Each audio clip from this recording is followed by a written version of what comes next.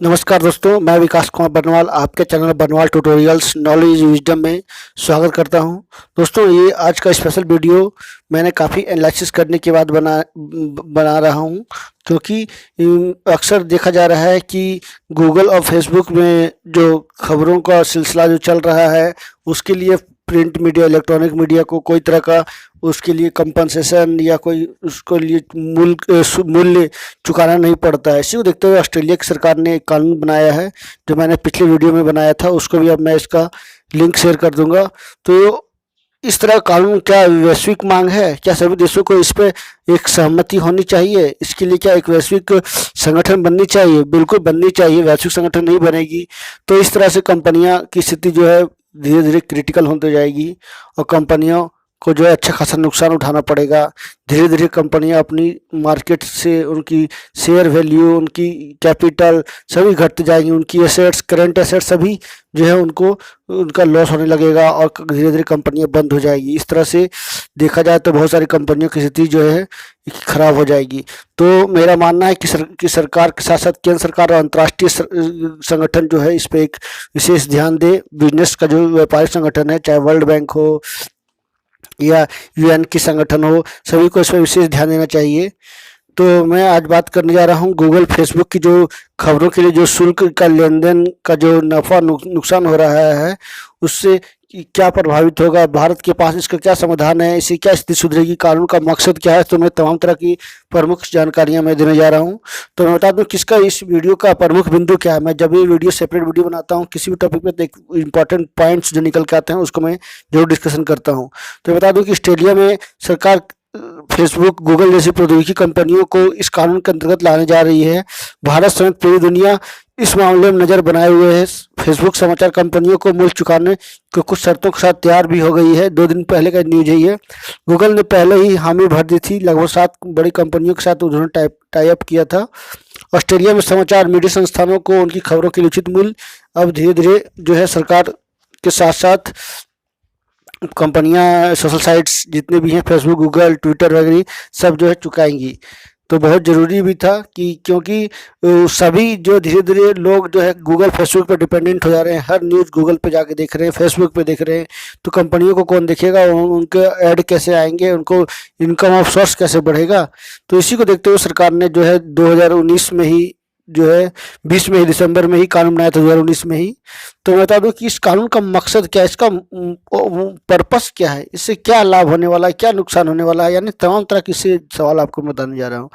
तो लंबे वक्त से मीडिया प्रकाशक आर्थिक संकट से जूझते आए हैं। लॉकडाउन के कारण, कोरोना के कारण और वैश्विक संकट के कारण जो है स्थिति उत्पन्न हुई है।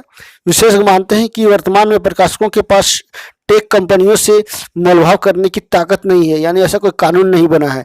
इसलिए सोशल मीडिया कंपनियां उनको खबरों को इंटरनेट पर प्रसारित करने का प्रवेश द्वार बन गई हैं। ऑस्ट्रेलिया का यह नया कानून प्रकाशकों को समानता पर लाकर मोलभाव करने का मौका देगी।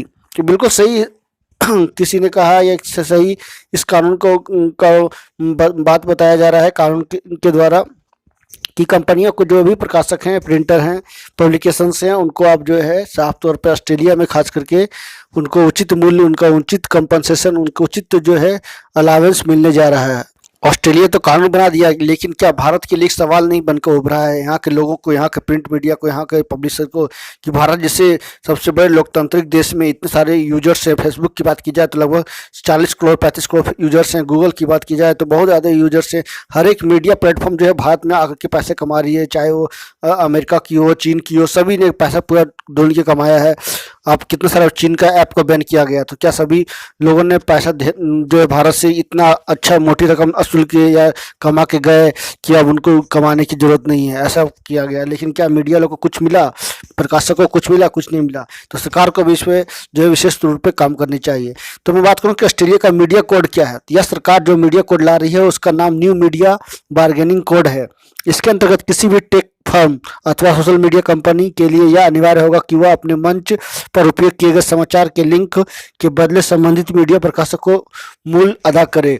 उसके लिए जो है ऑस्ट्रेलिया की सरकार ने पूरी तरह से जो है एकदम आंकड़ा तैयार कर लिए हैं। आंकड़े और डेटा और पैनल जो होते हैं वो बना लिए हैं, ताकि जो है किस आधार पर किस तरह से कंपनियों को, किन किन कंपनियों को दिए जाए, किस तरह का न्यूज, नेशनल न्यूज पर डिस्कशन हो या लोकल न्यूज पे, यानी सभी बातों पे, सभी बिंदुओं पे जो है कंपनियां से बात करके ऑस्ट्रेलिया की सरकार ने जो है इस कानून को तैयार किया है। तो भारत में जल्द ही हम लोग सभी आशा करते हैं कि भारत सरकार भी जल्द से जल्द जागे और इस तरह का कानून लेके आए कि इस तरह से प्लेटफॉर्म, जो भी विदेशी कंपनियां हैं, सोशल साइट से सभी जो है भारतीय कंपनियों को, खास करके न्यूज एजेंसी को, प्रकाशक को, पब्लिकेशन को, उनको उचित मुआवजा दे, उनको उचित राशि चुकाए उनकी खबरों के लिए।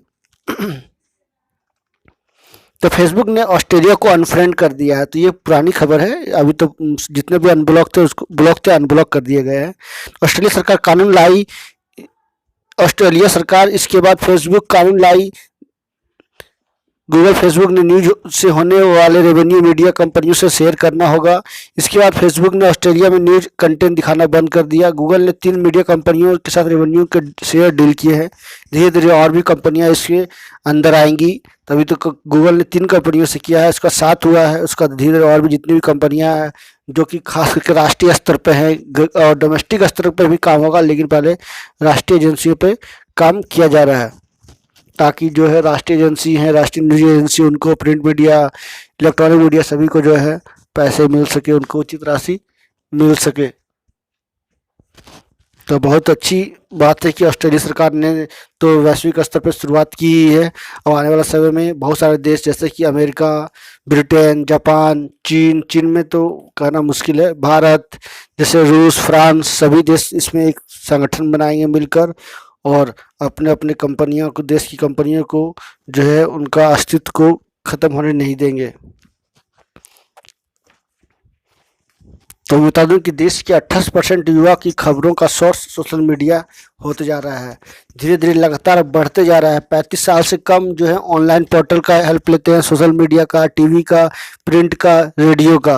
और 35 साल से ऊपर का जो है 19% online portal, 19% social media, 34% TV, 27% print, 1% radio का ये करते हैं। ये रॉयटर्स इंस्टीट्यूट के द्वारा जो है ये निकाली गई है आंकड़े। तो आप देख सकते हैं कि भारत में क्या स्थिति है, लोग किस तरह से जो है online portal, online platform, social media पर डिपेंडेंट होते जा रहे हैं।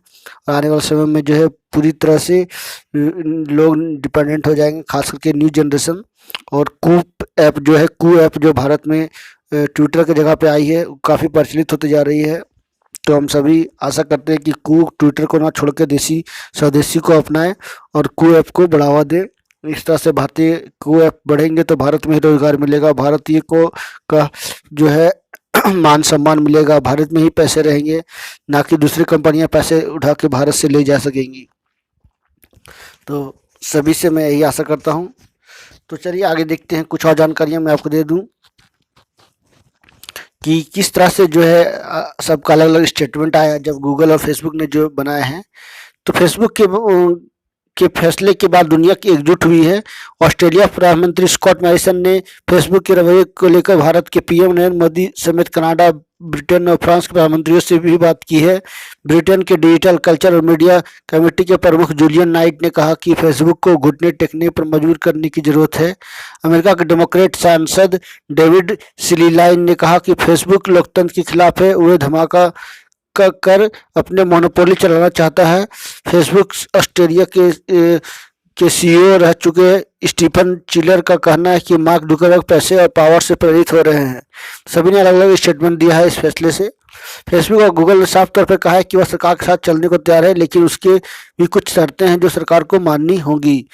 तो इस तरह का स्टेटमेंट आना, तो एक तरह से देखा जाए तो आने वाले समय में इस कानून की मांग हो रही है। साफ तौर पर झलक रहा है कि ये कानून जो है वैश्विक स्तर पर वैश्विक एजेंसी के साथ इसको लाने की ज़रूरत है, ताकि वैश्विक स्तर पर इस तरह से कंपनियों जो है सोशल मीडिया कंपनियां उसको पैसे चुका सकेंगी और फिर इससे अन्य देशों में इसको जो है डिस्ट्रीब्यूशन, इसको बंटवारा किया जा सकेगा और लोगों को उनका अधिकार मिल सकेगा, कंपनियों का अधिकार मिल सकेगा। तो भारत के पास क्या है समाधान? विशेष कहते हैं कि भारत की स्पर्धा आयोग को उन साक्ष्यों को देखना होगा जिसे पता लगे कि टेक कंपनियां समाचार प्रकाशकों के बाजार का हथियार रही है, फिर कार्रवाई करनी चाहिए। कई विशेषज्ञ कहते हैं कि इस स्थिति में सबसे बेहतर ढंग से पाठक ही ठीक कर सकते हैं।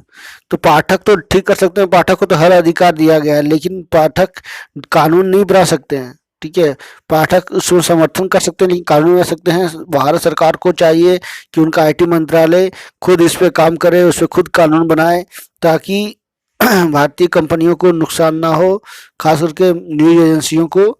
तो भारत सरकार को जल्द से जल्द इस पर निर्णय लेने की आवश्यकता है। आईटी सेक्टर जल्द से जल्द इस पर ध्यान दे, जैसा कि ऑस्ट्रेलिया की सरकार ने ध्यान दिया है। और आने वाला समय में जो है और भी लगातार इनके शेयर बढ़ रहे हैं, इनकी रेवेन्यू बढ़ रही है कंपनियों की। 70% जो है मार्केट में इनका अधिकार बढ़ता जा रहा है भारत में। अन्य देशों में वैश्विक स्तर पर ग्लोबली देखा जाए तो लगभग 44-45% इनका अधिकार है। वैश्विक स्तर पर मैं बात कर रहा हूँ। तो जिस तरह से फेसबुक और गूगल का जो है लगातार रेवेन्यू बढ़ रही है, मार्केट कैप बढ़ रहे हैं, तो इससे साफ नज़र आ रहा है कि अन्य छोटी छोटी कंपनियां चाहे विदेशी हो या देसी हो, सभी की स्थिति क्रिटिकल होने जा रही है। तो क्या स्थिति सुधरने वाली है? तो बता दूं कि ऑस्ट्रेलिया की इस कानून से छोटे समाचार था वो को अलग रखा है, या अनियमितता नहीं, छोटे समाचार फर्मों को अलग रखा गया है। यह अनिवार्यता नहीं है कि प्रकाशक ऐसे लाइसेंसिंग से जो कमाई करेंगे उसे सपोर्टिंग में लाएंगे। प्लेटफॉर्म को मूल्य अदा करने को विवश करने से ऑनलाइन क्षेत्र में एल्गोरिदम की अहमियत नहीं कम होगी। बिल्कुल सही बात है। इससे तो काफ़ी प्रकाशक को जो है लाइसेंसिंग लेने के साथ साथ सरकार को विशेष तौर पर इस पर काम करने की ज़रूरत है। और जो भी समाचार एजेंसियां हैं उनको सरकार से लाइसेंसिंग लेने के साथ साथ जो है सभी कंपनियों को उनके अधिकार मिलने चाहिए। उनकी खबरों के लिए उनकी लागत, उनकी मूल्य जो है मिलनी चाहिए।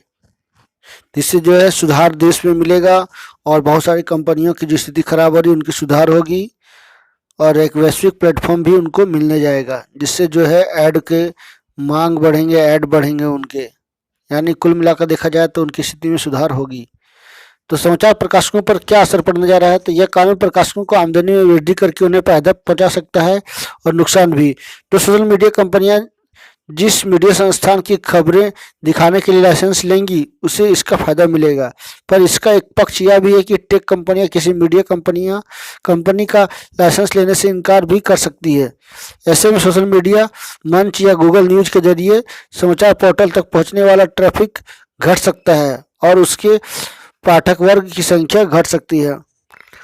तो ये तो कहना मुश्किल है कि आप डायरेक्ट इस तरह से नहीं बोल सकते हो, लेकिन हाँ, वर्तमान समय में जो स्थिति है वो ऐसा ही सामने में आगे में आने वाले समय में इसी तरह से बरकरार रहना जरूरी नहीं है। तो असर तो कुछ साइड इफेक्ट होते ही हैं, एक सिक्के के दो पहलू होते हैं, एक चाहे हेड हो या टेल हो, तो हर चीज़ का दो पहलू होता है। लेकिन हाँ, किसी का कुछ ज़्यादा ही नुकसान होता है, किसी का कम नुकसान होता है। तो फायदा तो ज़्यादा नज़र आ रहा है, नुकसान कम है, क्योंकि इस तरह से जो है डायरेक्ट बहुत सारी कंपनियों को फायदा मिलेगी। तो भारत में जल्द ही कानून बनाया जाए ताकि प्रकाशकों को, न्यूज एजेंसियों को उनका अधिकार मिल सके, और ये जो भी विदेशी कंपनियां हैं फेसबुक, गूगल, ट्विटर, उनको जो है कानून के दायरे में लाया जाए और वो इस तरह से जो गाढ़ी कमाई करके ले जाते हैं अपने बाहर, तो वो ना ले आ सके। तो ये था आज का वीडियो। आज का वीडियो काफ़ी इंपॉर्टेंट था, जरूर देखें, लोगों को जरूर शेयर करें। So thank you very much for watching. Thank you sir.